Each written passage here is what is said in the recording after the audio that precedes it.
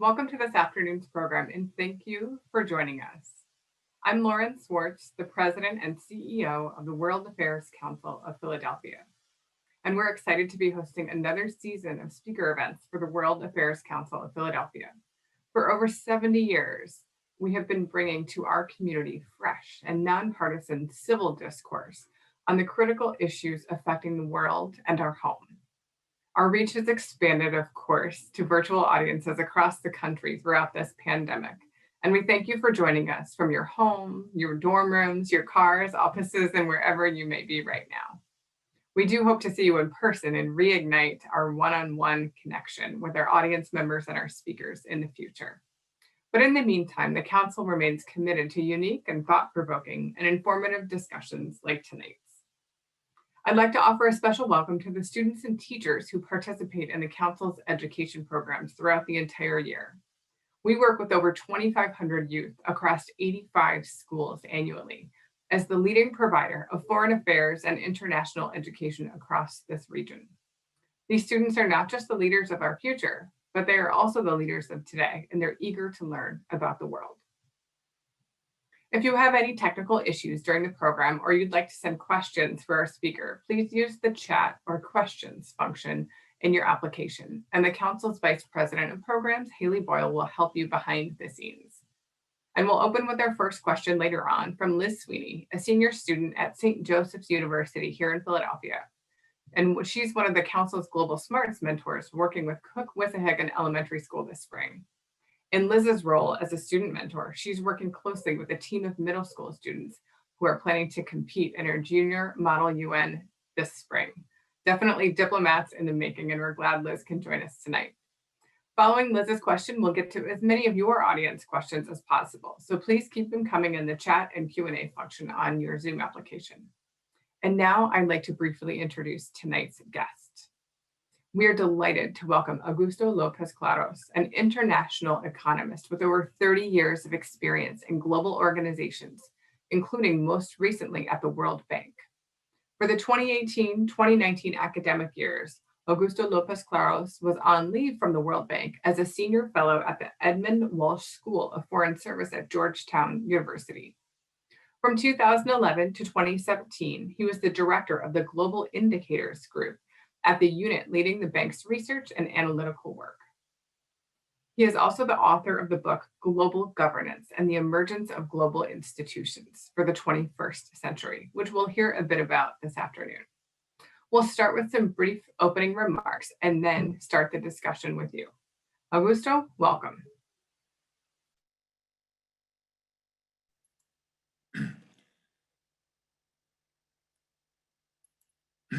Thank you very much, Lauren. It's a pleasure to be with you today and with your guests. What I would like to begin with is some brief remarks, sharing with the audience something about the sources of inspiration for this book. I was in my 20s when I came upon the work of Grenville Clark in World Peace Through World Law, which was first published by Harvard University Press in 1958. Clark was a classmate of Franklin Roosevelt at the Harvard Law School, graduated with him the same year, and joined him at the same Wall Street law firm, was a close collaborator of Roosevelt during his long tenure as president. He was also an advisor to Henry Stimson, the Secretary of War in the 1940s, and later became very active in the debate that took place, leading to the establishment of the United Nations in 1945. Clark deeply regretted that coming out of the San Francisco Conference in 1945, we did not get a stronger United Nations, actually empowered to deliver on the promises of the Charter against the background of the chaos and the calamity of 60 million casualties in World War II. Clark had written that in an increasingly interdependent world, we needed to take the next logical step, which in his view was the establishment of institutions, and I quote here, on a world scale corresponding to those which have been found essential for the maintenance of law and order in local communities and nations. Albert Einstein was another person that was very active in those debates in the 1940s about the United Nations and the kind of organization that should be brought into being. In 1947, he wrote an open letter to the United Nations in which he said, and I quote, "The method of representation at the UN should be considerably modified. The moral authority of the United Nations would be considerably enhanced if the delegates were elected directly by the people, instead of being diplomats, in most cases representing the party in power." Einstein thought that democratic legitimacy of the United Nations was a vital principle and that we needed to have a firmer linkage between the organization and the peoples that it was meant to serve. In this respect, he was very strongly supportive of Clark's call for the UN General Assembly under a system of weighted voting, not the one country, one vote system that was actually implemented and remains to this day, to give the General Assembly some narrowly defined powers on matters pertaining to peace and security, which is the heart of the UN Charter. Bertrand Russell was another active participant in those debates. Not only did he collaborate closely with Einstein, but with his mathematician's mind, he wrote at that time that wars will cease when and only when it becomes evident beyond reasonable doubt that ending war, the aggressor will be defeated. And last but not least, I would like to mention as an additional source of inspiration for the book, which is the subject of tonight's presentation, the head of the Baha'i community, Shoghi Effendi, who in 1931 said, and I quote, "The principal cause of the world unrest is our failure to adjust our system of economic and political institutions to the imperative needs of a rapidly evolving age." It seems to me that this is a statement that remains as true today as it was 90 years ago when he put forward a vision of greater international cooperation to strengthen our wobbly world order.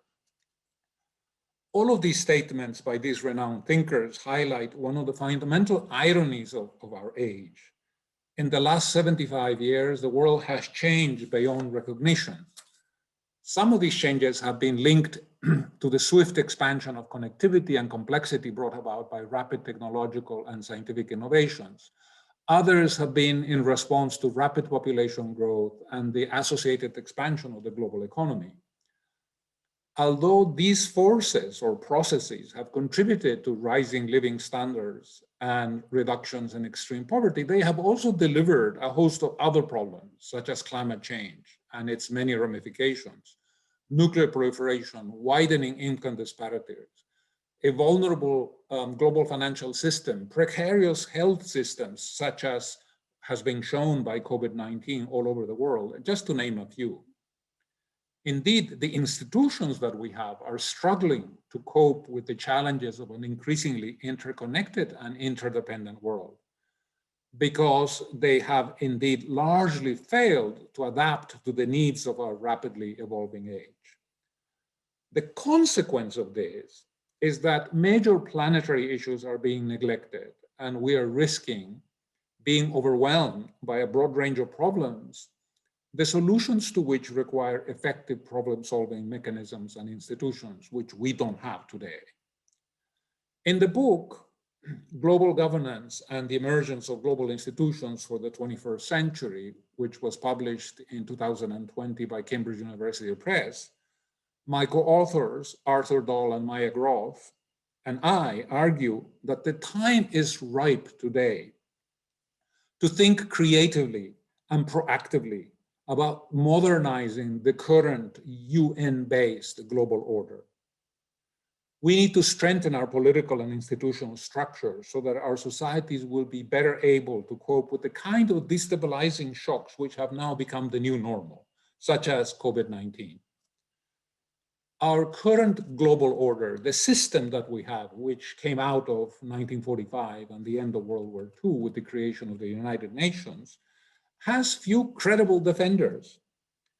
We have not seen plausible arguments to the effect that we can just muddle through for the next 25 years, and that somehow the current system will deliver solutions to the problems that we now face. Indeed, the emerging view is that we live in a world in which no one is in charge, and in which, because of this, we are being constantly surprised by global catastrophes. From the near implosion of the global financial system in 2008 to COVID-19 in 2020, to who knows what in coming years as a result of a possible acceleration of climate change. And this has exposed just how vulnerable our fragile economic and other systems. Indeed, some have argued that COVID-19 is the precursor to an acceleration of climate change in coming years. So the book is essentially a detailed look about what this all means for the future of global governance. We think that the years ahead are leading to the United Nations first century represent a period of immense opportunity. Science and technology have enabled levels of cooperation that would not have been possible in earlier times. And this will open unparalleled prospects for progress.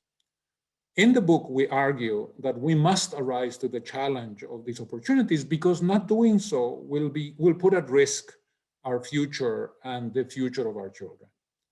The only option left open to us as we face our challenging future is to strengthen the machinery of international cooperation as we endeavor to find lasting solutions to the problems that we face. Lauren, back to you. Thank you. A lot to think about already. We've already got some questions coming in, so that's always a good sign. I wanted to first continue on this idea of the big picture around global governance and take it from an American view, since that's where we're calling in from today. Now that the former Trump administration's America First policies and attitude are no longer in charge, and we see that President Biden and his administration are seeking to reestablish relationships. For example, on day one, he signed an executive order to re-enter the US into the Paris Climate Accord.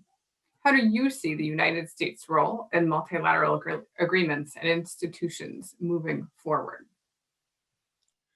You know, it's very reassuring to see the United States re-engaging with the rest of the world in a spirit of cooperation. None of the problems that I mentioned in my introductory remarks, whether we're talking about climate change, management of global pandemics, nuclear proliferation, the political ramifications of widening income disparities, continued high levels of poverty, malnutrition, and so on and so forth. None of these problems can be solved outside of a framework of multilateral cooperation.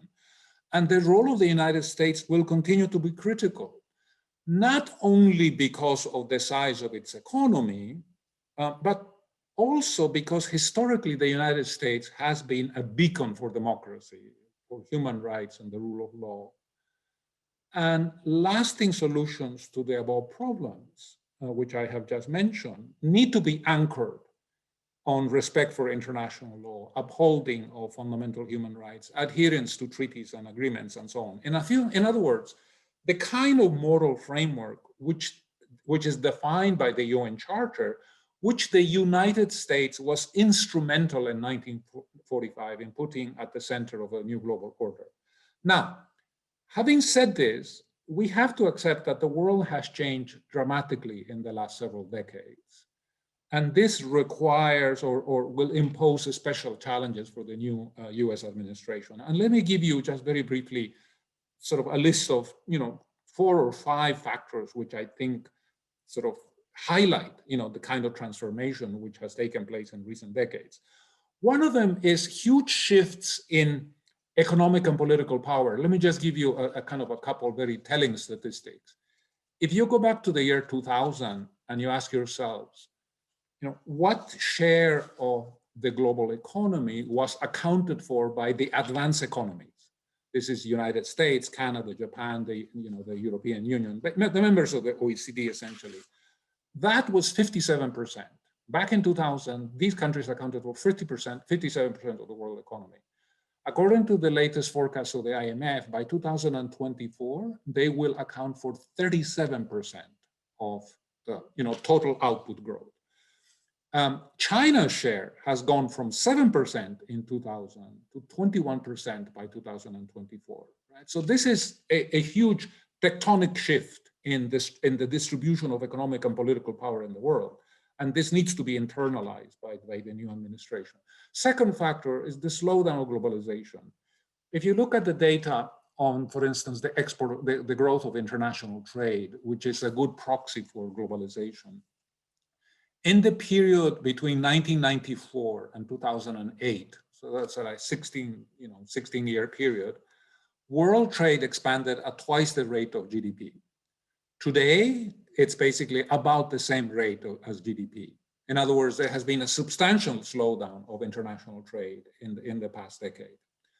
Then we have the whole question of financial fragility. I was trained as an economist in the International Monetary Fund for many years, and I do think that it is very significant that debt levels have been going steadily up over the last 20 years, and they have gone especially rapidly way up in 2020 because of the need to intervene and all the actions that have been taken by governments to mitigate the impact of the crisis, right? So we are at debt levels that were last seen in many countries at the end of World War II, except that we don't have a war now, right? So that is a source of concern. Then, of course, for the economists in the audience, we are facing a situation of weak demand, low inflation, low nominal and real interest rates, where the conventional responses to economic downturns, are no longer there. And this raises question about, the next crisis and where is the fiscal space going to be, for us to allow us to respond to the next crisis in the way that we have in 2020. So our options are being narrowed in a dramatic way. And then we have, populist policies and suspicions of technocratic expertise, which may be the counterpart of growing levels of income inequality and the feeling that many people have in the world today that the economic system is not delivering prosperity in a way that is equitable, that is even-handed. And then there are concerns about the future of work and whether technology is going to be a destroyer or a creator of jobs. All of this means that the US has to be at the center of cooperative approaches to global problem solving, and it may have to build stronger coalitions with its democratic allies. Doing it alone, this America First policy of turning your back on your allies is just not going to work. And for me, it is a relief that this administration seems to have understood that and is seeking to strengthen these bonds of cooperation. I think many people around the world, many governments around the world are sharing that relief. We know America is divided, but in terms of multilateral collaboration, rejoining some of these agreements and institutions is breathing some optimism into the global governance system. And of course, at this time of COVID, you mentioned that. So let's talk a little bit about the pandemic. It's hard to have any conversation and not talk about its many different impacts and challenges. We know the world has felt great strain, right? Economically, politically, socially, bilaterally, at the borders, and the race for a cure and a vaccine. This is all sowing seeds of life-threatening competition and distrust. But at the same time, as you say, an urgent demand is growing to collaborate to solve these problems. How do you think the pandemic will affect the future of multilateral relationships and global institutions? Do we anticipate a more cautious and skeptical approach on behalf of debt-laden governments who might be worried about the next pandemic coming across their border and citizens feeling sort of scared and uncertain? Or do you think that the pandemic might encourage governments to prepare better and together for future humanitarian crises by collaboration and cooperation? And lastly, do you think there are regional differences and trends that you could highlight for how certain countries or certain sets of countries might either recede in cooperation or lean into cooperation as a result of the pandemic?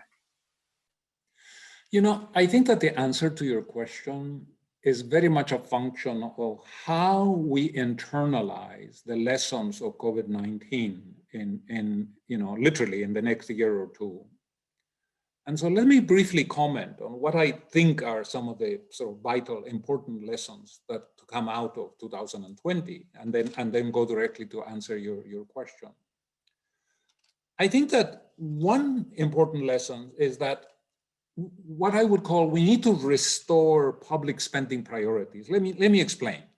What was clear in 2020 is that the vast majority of countries, including high-income countries, were caught totally unprepared, by COVID-19. Even the Germanys and the Swedens of this world found their hospitals and public health systems under very heavy strain. Right? Now, put that fact aside, and let me share with you a very telling statistic from a recent IMF study. According to the IMF, we are currently subsidizing energy, essentially electricity, gasoline, natural gas, coal, to the tune of $5.5 trillion per year. Right? That's about 6.5% of global GNP. Right? These subsidies not only are making climate change worse, but they are actually tremendously regressive as a public policy, because 60% of the benefits of the subsidies go to the 20% top of the income distribution. In other words, they make the problem of income inequality, which is already a serious global problem, much worse. Right? And so for me, this is a very telling statistic. It basically represents a massive waste of resources. So we need to think seriously how we are going to prioritize public spending, not just in the United States. This is a global problem. This is actually a lesson that applies to virtually every country in the world, especially now against all the pressures on budgets that you have seen in 2020. So that's a very important lesson. Second, we need to expand the scope of social protections. One of the characteristics of the coronavirus and other pathogens is that in a globalized world, they pose risks to the entire human species. Closing borders does not eliminate the risk of contagion, and it's highly inefficient because we have a very integrated global economy. And so it's much better to expand social protections to a greater share of the world's population than to enter into a process of deglobalization, and retreating behind national borders. For me, rethinking our social safety net is going to be one important element of the crisis. What I'm going to say perhaps will sound a little bit provocative, but I feel very confident about this, which is that we need to redefine the meaning of national security. In the vast majority of people's minds, when we talk about national security, the first image that comes to mind is that of armies, well-equipped militaries and so on, ready to respond to real or imaginary attacks from potential adversaries while absorbing a significant share of our national budgets, right? But COVID-19 has shown that in the middle of a pandemic, the most sophisticated and destructive weapons are totally useless. An atomic bomb is not effective in the fight against the virus. And so for me, what does this imply? It means that we need to redefine social security, sort of national security, from the perspective of human well-being, from the ability of governments to have well-prepared health infrastructures, a clean environment, a social safety net, the resources to educate our children and our young people in preparation for an increasingly complex global economy and a complex world. One more, the recurrence of epidemics and zoonoses in recent years cannot be explained without reference to the impact that the footprint that we have as a species on the planet, the impact of human action. It seems to me that COVID-19 is a reminder of the climate, that the climate threat is as urgent and as real as the pandemic itself. And we need to basically rethink a little bit our economic model in light of the pressures that climate change is putting on the environment. To the extent that these lessons are reflected in better policies, I think governments will be better prepared for the next crisis, and the cause of international cooperation will be significantly strengthened. So perhaps this may sound a bit optimistic to you, not to lose hope in the ability of our political leaders, the business community, civil society organizations, internalizing these lessons for the better, so that we can design better public policies. But if we do that, then I can see people seeing the benefits of international cooperation and moving forward in that direction. All right, I think that makes a lot of sense. And younger people who are growing up with the pandemic being such a big piece of their lives, you know, the young students who are just out of school for a year, maybe longer at this point, but they'll see us get through this. And so they'll have the experience of growing up with this big, catastrophic global problem, and they'll see solutions to it and us get past it. And my hope is that that can be a mind model to think like we can probably do more on climate change and other things that will come that will be equally gigantic and seemingly insurmountable, but that we can perhaps get there. Staying on the topic of climate change, which of course is something we could talk about endlessly, but it's an important proxy or example of a discussion around global governance. It's perhaps the biggest issue facing the whole world. Most people tend to agree with that. In other countries, and certainly many more in the US, are saying these types of things as well. But do you think that governments are really capable of working multilaterally to really address climate change on the scale that is needed? And can those capabilities or the global governance structures that are in place still provide a seat at the table to the countries that are smaller, but are perhaps facing the biggest risk and challenges from climate change, the poor countries that will bear the brunt of us not mitigating climate change, but don't have necessarily a money and a voice traditionally in our multilateral institutions? How will all of this play out together? What is your projection? You know, one of the concerns I have when I think about climate change is that the framework that we currently have under the Paris Agreement is not working very, very well. And that's putting it mildly. You know, as much as I celebrated the Paris Accord in 2015, because it was an official recognition by 175 governments that we have a problem that we need to confront, the fact is that literally within 24 hours of the agreement being endorsed, you know, the scientific community was already sort of issuing alarm bells. Because basically it's an agreement that is not binding. There are no penalties for lack of compliance. You know, it's a very voluntary approach to managing climate change. And even if all the countries fulfill their promises, which they are under no obligation to do, it will not prevent a rise in temperatures in excess of 2 degrees, which takes us into uncharted territory. So essentially, we need, within the framework provided by the Paris Agreement, a new approach. Now, the problem essentially is that our sort of method of dealing with climate change since the Kyoto Protocol in the 1990s, you know, essentially is a system that encourages free riding in international climate agreements. And if you have a perverse incentive structure embedded in these treaties, whether Kyoto or the Paris Accord, then the global effort to curb climate change is going to fail, is destined to fail. And so this really means that we need to come up with a new framework.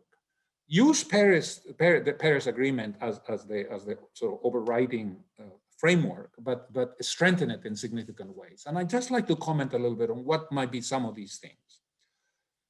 First of all, I think a question which we need to ask ourselves is whether a mixture of fiscal tools and regulatory policies might make it costlier to emit greenhouse gases, and therefore provide the kinds of incentives for businesses, you know, to choose to conserve energy and to switch to more environmentally friendly sources, right? So that's one important element of this puzzle, you know, how to change incentives for the business community and for us as individuals, right?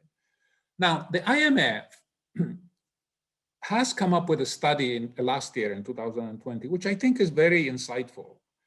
They basically have made calculations which suggest that if you want to limit global warming to 2 degrees centigrade, which is the sort of the threshold advocated by the scientific community as being sort of, let's say, providing the margin of safety to avoid, bigger calamities, they say we need a global carbon tax that would rise from the current level, which, believe it or not, is $2 per ton of carbon dioxide on a global scale, to something like $75 per ton by 2030. Right? So it's a huge increase. It's an ambitious proposal. It's particularly ambitious because actually there are only 2 countries in the world which at the moment have a carbon tax in excess of $75 per ton: Switzerland and Sweden. Right? The rest of the world are nearer the average of $2 per ton. Right? Japan is at $3. Mexico is below that level. Right? So we are basically a huge. There's a huge gap between the current reality and where we need to go. Now,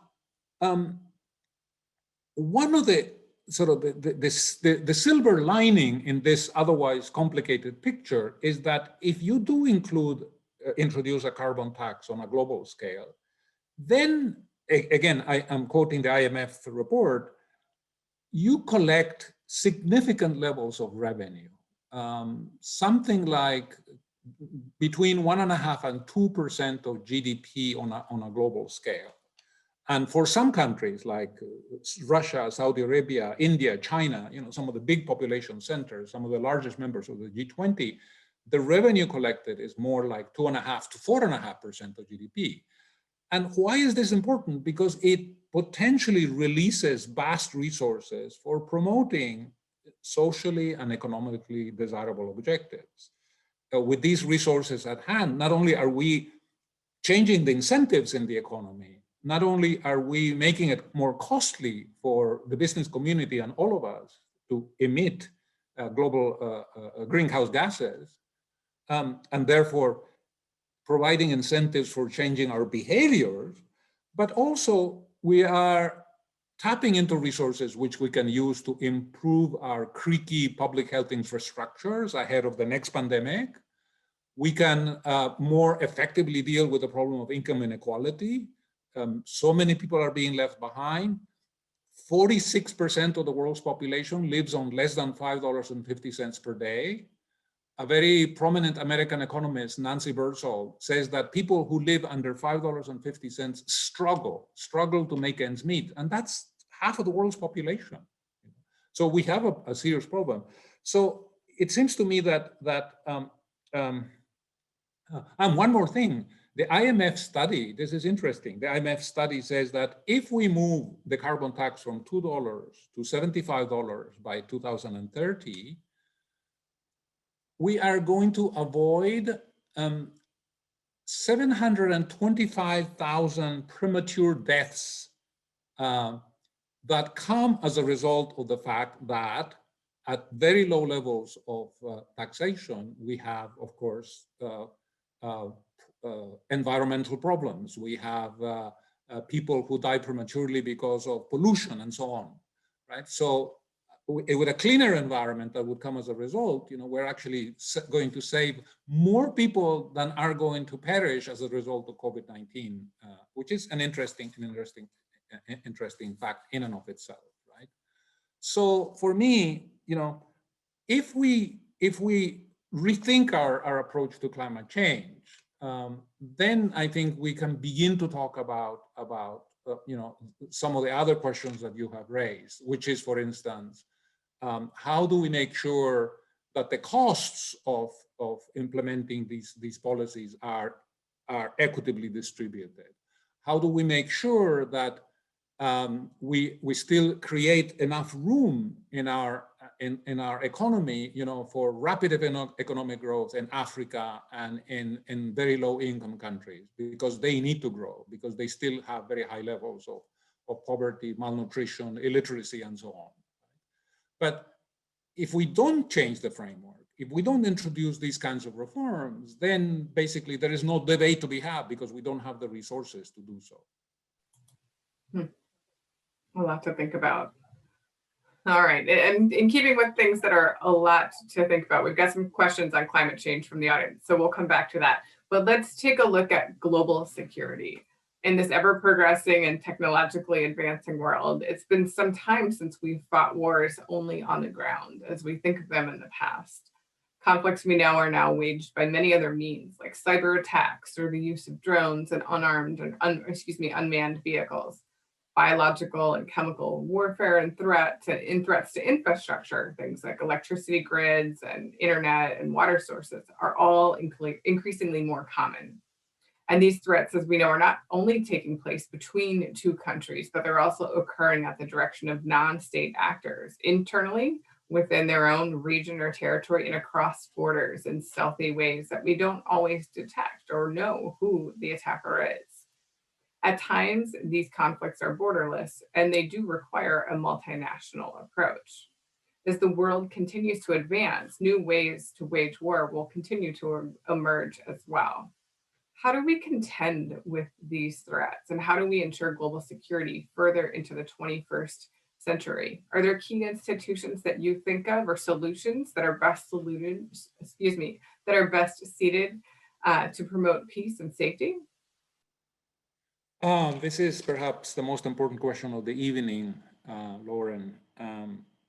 You're absolutely right. You know, the nature of warfare has changed. I guess since the end of World War II, right?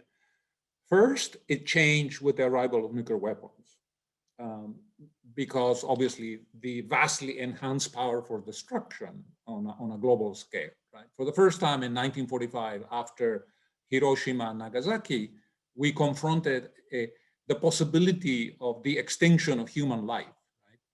Right? What Jonathan Schell in The Fate of the Earth many years ago described would happen, right? We would become a nation of insects and grass, he said. Right? That possibility had not been contemplated before the arrival of nuclear weapons. Wars had traditionally always been sort of constrained, not only geographically, but also in terms of their ability to destroy, because they were constrained by technology. Right? But furthermore, it's not only the destructive power of the weapons that we have today, but also we live in a much more integrated world where crises like the global financial crisis in 2008, you know, quickly acquire a kind of a global systemic dimension. And now technology as well, as you pointed out, is changing the nature of war as well. For me, the solution to the global security problem, you know, will have many elements. And I'd like to mention three in particular, which I think are very vital. First, it seems to me that we need to see peace and security in their broader dimension, not just in terms of weapon systems and the security arrangements that underpin, you know, treaties and so on. We need to put much greater emphasis in social and economic development. We need to address the root causes of insecurity, which are often linked to poverty, to the absence of opportunity, large-scale corruption, abuses of authority, multiple forms of discrimination, and so on. So, you know, improving our system of education to empower people economically, addressing glaring income inequalities, reducing multiple forms of discrimination against women, all of these things have a security dimension, because they address the grievances that often drive people to violence. Right? So that would be my first sort of point. You know, that see security in a broader setting that goes beyond just, you know, arms control. Second, we need to be much more savvy about the use of our budget resources. You know, let me give you an example from my own region. I'm Latin American. In Latin America, we spend every year $65 billion essentially propping up our military establishments, you know, modernizing our air forces and so on. And I don't mind telling you, much of this is just a waste of money, because we have no serious external threats. You know, the continent has been at peace for decades. No country in Latin America in his right mind would perceive a neighbor as being a military threat. They may be a competitor, They may be fighting for the same market share in our export markets, but $65 billion per year over a decade is $1 trillion. And if you ask me as an economist, what can you do in Latin America with $1 trillion every decade in terms of education, in terms of public health infrastructure, other infrastructure, road infrastructure, telecommunications? We could do a great deal. So for me, this is something that is very much linked to the whole debate about the future of security. Better use of resources, much more focused on development and on human welfare. And then third, obviously, we need to strengthen our mechanisms of collective security, and we need to explore how supranational arrangements could be more efficient. I participated in a seminar a few days ago where a member of the German parliament was making a very strong case for creating within the European Union a European army.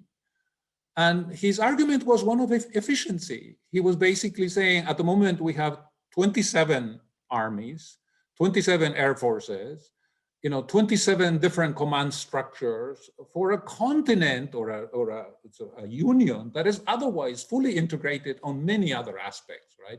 And where increasingly law is being done in Brussels in a growing number of areas. So for me, the case that he made for the creation of a European army was very solid. It wasn't a case made on moral grounds. It was a case made on efficiency grounds, better use of resources, and accepting or internalizing the fact that war between these countries is an impossibility. It's not going to happen. Right? That much is clear because of the particular strong links of cooperation and the institutions that they have created. And for me, this means that in the longer term, we really need to think how to give life to Article 43 of the UN Charter. Maybe this is a bit extraneous for some of your guests, but Article 43 of the UN Charter is the article which was actually introduced very much at the behest of the United States, which essentially says that countries are going to give to the Security Council weapons and material, to ensure that the United Nations is able to deliver peace and security on a global scale. It's dead letter. It has never been implemented, but it's there, and it provides a very sound basis for collective security. There is a much more efficient, much more cost-effective way of providing security for the world than what we're doing now, which is to have 193 UN members with their separate armies, navies, air forces, and so on, all acting in a very disjointed way. All right, so let's keep on the topic of Europe as an example, but a broader question about business and trade. It's often said that trade makes peace, that the more countries do business together, the less likely they are to enter war, which is a point you just described with where we're at with the European Union having 27 militaries, but are very unlikely to go to war with each other because of their deep integration, which started economically, as we know, to prevent war. In the past few years, trade tensions have risen between the US and many major trading partners, as well as trade tensions around the world between partners all over the place. Yet we see other groups of countries successfully implementing and forging complex multilateral trade agreements around the world, covering topics and worker rights and technologies in ways that we've never seen before and couldn't have even imagined 15 years ago. Do you agree? I think I know the answer based on our conversation so far, but do you agree with the premise that trade makes peace? And if so, what global institutions are best situated to support free and fair trade? There's quite a number of them that are involved in commerce and trade, and not all of them might be the best tool for the job at this point in time in the world. Yeah, I think that I'm an economist, and so it will not surprise you to hear that the empirical and the theoretical evidence on the benefits of freer international trade are well established. During the post-war period, international trade has been one of the primary drivers of economic growth and has contributed to bring hundreds of millions of people out of extreme poverty. This is incontestable. I also agree with the premise that by encouraging cross-border investment, the transfer of know-how and technology, trade has also strengthened economic interdependence, and this has increased the cost of armed conflict. And I think this is good. This is good. I think that when, as a result of trade links, countries are going to think 10 times before declaring war on each other, because the costs of war and conflict are going to be sky high. I think this is in general a very good development, actually. It strengthens security. And of course, the United States has been at the center historically of creating a more open global economy. And the establishment of the World Trade Organization in the 1990s was a very important achievement. It could not have happened without the support of the United States. The idea of embedding our trade system within a system of internationally accepted rules and practices. Now, the World Trade Organization is not perfect by any means, but rather than try to sabotage it, which is what we have tried to do in the last 4 years, the US should work to modernize it, to strengthen it, and to be very much at the center of institutional innovations to ensure that trade relations operate within a level playing field that is rules-based. If the United States turns its back on the World Trade Organization, as it did on the Trans-Pacific Partnership in 2000, and I guess it was 17, then what will happen is that other countries will make the rules for international trade in the 21st century. And you can be absolutely sure that this will ultimately be destructive of US prosperity and US interests. Because the rules will be made not by players like the United States that are committed to the rule of law, that are committed to democracy, that are committed to fundamental human rights. They will be done by other countries whose commitment to these principles does not exist, or is lip service at most, and they will make those rules to benefit them. They will not be done in the interest of the global community. So for me, this is a no-brainer. The United States needs to be completely engaged as an active participant in the setting of the rules that will regulate trade and other forms of cooperation in the 21st century, for the benefit of the United States and for the benefit of the world as a whole. A lot to talk about there. We saw Brexit, or the UK coming out today saying they'd be interested in joining the Trans-Pacific Partnership, which is something, of course, the US pulled out of at the very beginning of the Trump administration. And perhaps from an allied standpoint, that would be a good thing for the US. But free traders think the US should be in that agreement, driving the development of free trade. We'll see what happens under the Biden administration. And I have a question. So we'll move to audience questions right now. And we'll start with Liz, our university student from St. Joseph's University. We always like to start with the student to make sure that the young and the leaders of tomorrow get their voice heard first, and then we'll take as many audience questions as we can. Liz, you're on. Thank you, Lauren. So numerous mini-lateral frameworks of cooperation like the G20 and G7 are gaining immense influence, not only in terms of international trade, but in other areas of global affairs such as counterterrorism. With today's increased reliance on regional partnerships and many arguing that mini-lateralism is showing to be more efficient and productive, the strength and capacity of organizations like the UN and NATO, to name a few, are put into question. Is multilateralism is simply too outdated for the times we live in today, or is it still just as necessary? And if it is just as necessary, how do we encourage it in regards to creating strong and effective global institutions in today's new landscape of dispersed power? Thank you. Okay, it's an excellent question. Thank you very much. For me, a very useful model of international cooperation is what has taken place in Europe in the last several decades, especially since 1957 and the creation of what today is the European Union. Initially, the incentives were commercial. Lauren indicated this in one of her questions. What drove the nations of Europe after World War II together was essentially the desire to trade more freely and to create an open economic space. But in time, what happened was that they realized that cooperation made sense on other areas as well, beyond simply free trade. And so, to cut a very long story short, today you have a group of 27 nations that have created a kind of a supranational institutional infrastructure. There is a European Central Bank, which for the members of the Euro area issues a common currency. There is a European Parliament that initially it was called the European Parliamentary Assembly, and it was just some parliamentarians from the member countries, 6 member countries originally, who would come together and debate and advise their respective governments. Today, that body, the European Parliament, has 750 members. It's 27 nations, and they are passing law that is binding on member countries, on the environment and multiple other areas. Right?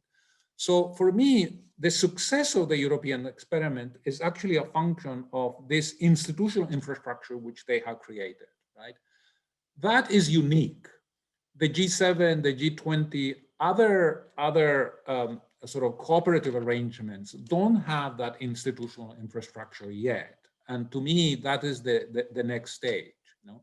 The G20 is an improvement over the G7 because at some point we realized in the 1990s that the G7 were a rapidly shrinking share of the world's population and the world's economy. So the G20 was created and it brought India and China and Russia and Brazil and Mexico and others, right? But the G20 is not the whole world. There are dozens and dozens of members of the United Nations who don't sit at the G20 table. And so that is a problem. It's a problem of legitimacy. And so for me, not that I am advocating the dissolution of the G20, not at all. We need it. It's an important venue for debate and cooperation. But it seems to me that over the longer term, the better approach would be to strengthen the United Nations, which already has global membership. It has 193 members. It accounts for 99.9% of global GDP. And it is flawed in many ways, but we could amend it, we could reform it. And that way, we could make it truly representative and every country would have a voice, right? Which is not the case at the moment with the G20. All right, thank you, Liz. Thank you, Augusto. We've got time for just a couple of questions here. I'll go to Andy's question. Did the Trump administration pulling us away from what had been decades of multinational relations and now the Biden administration pulling us back in, does this add a level of risk to the world that did not exist before? In other words, is dependence on the United States as a partner and a leader among this multinational landscape, is that more risky to other countries? I think what will happen, Lauren, is that countries probably now, hopefully this will change, but for now, countries are going to see the United States as being a less reliable partner than was the case, in the post-war period. Right? Up to 2016, you could rely on the United States acting in a reasonably consistent way when it came to foreign policy issues and the role of the United States in the world at large. Throughout the post-war period, Democratic administrations and Republican administrations, they may have had differences on domestic issues, but in terms of support for a rule-based order, in terms of support for multilateralism, with small distinctions, with small shades of difference, they were all for it. And they very much supported, an active role for the United States in terms of shaping the rules that would regulate and that would set the basis for global cooperation. The last 4 years, I think in the minds of many allies, have raised fundamental questions about whether the United States can be relied in the future to continue to play this role.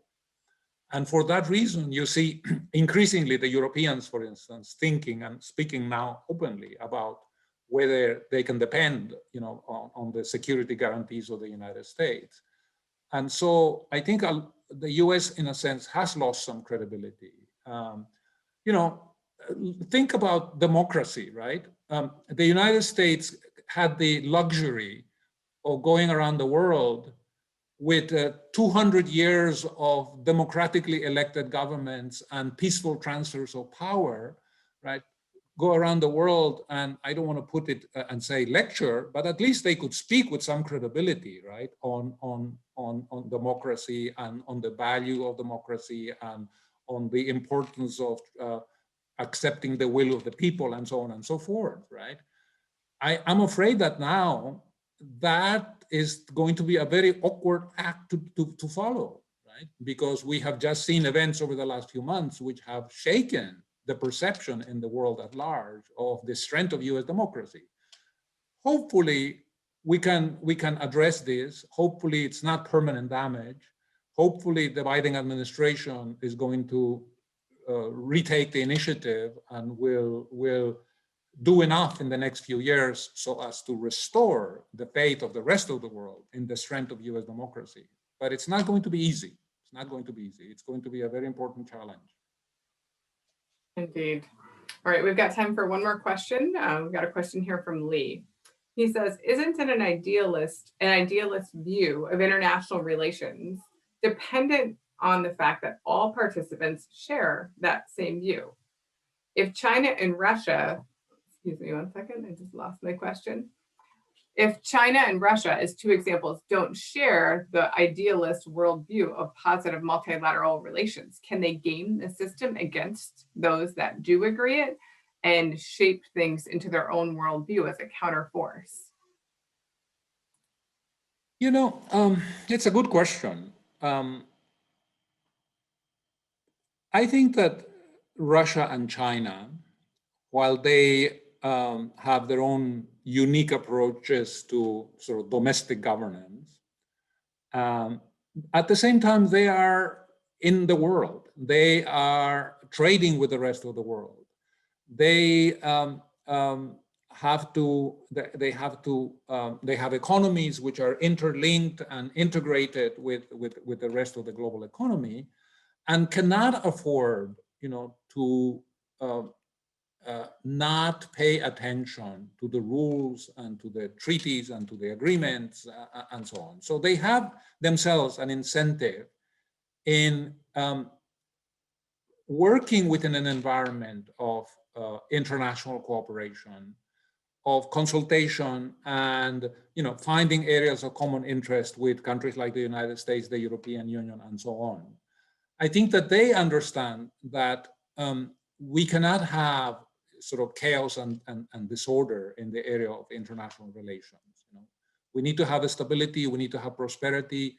The Russian economy and the Chinese economy are just as dependent on global finance as the rest of the world. So my own sense is that because they are very much driven by the national interest, they will continue to be engaged with the rest of the world.